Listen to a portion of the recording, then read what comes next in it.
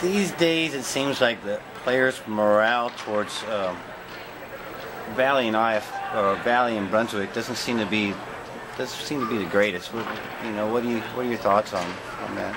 They don't, and there's never been.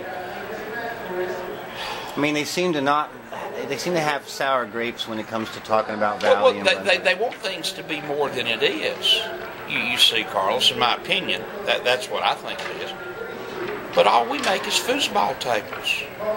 We can't make a sport. That's right. The players have to make a sport. That's why I think the ITSF and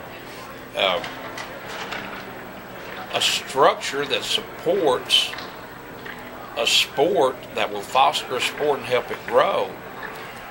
I should not be in the promotion business. I'm a table manufacturer.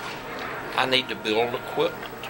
That's right. You see, and it's self-serving for me to support a sport that plays on the product that I build. But it's hard to do both, and it's really something that I struggle with a lot, is how we can really work with more people, because I said it 20 years ago, and I'll say it now. Folks didn't get tired of playing foosball. They just couldn't find a place to play. And because there's no more places, the local places to play foosball is dwindling. It's drying up. And that's what the problem is. Yeah. And they look to me to solve it. Well, I think they're used to looking to Dave Courington to solve issues, because for the last 20 years, let's face it, you've been the one that's been having to hold on to the reins and steer it in the right direction, so to speak. Maybe so, but that wasn't my choice. It's what I wanted. I mean, it was my choice because I wanted to do it, but I never wanted to be the be-all and the do-all and the end-all. I want to build a good product that people can play on and enjoy the game of foosball, and that's to me is the most important thing that I think.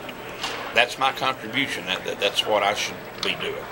And it goes right into my next question, is about equipment issues. Earlier in the week, once again, you sat down and explained to me some of the changes and resolutions concerning equipment issues recently. You want to maybe touch on that some? Yeah, I mean, let's go back to the start to where we are now.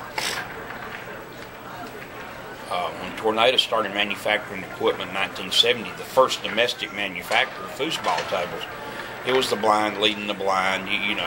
People had ideas. But at that time, it was a small, hands-on carpenter shop. And everything was hand-built.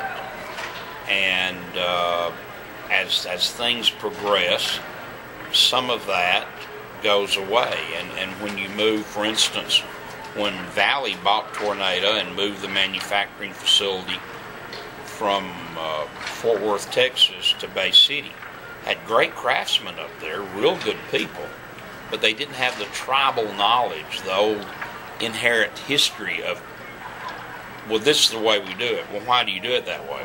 It's just the way we've always done it. They didn't have that history because none of the workers went from there up there.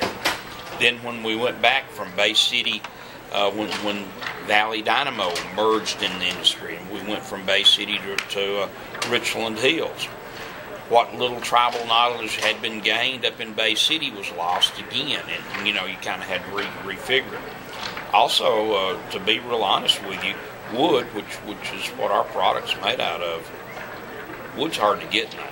Good wood is hard to get. As a race, we're consuming things faster than we can regrow them.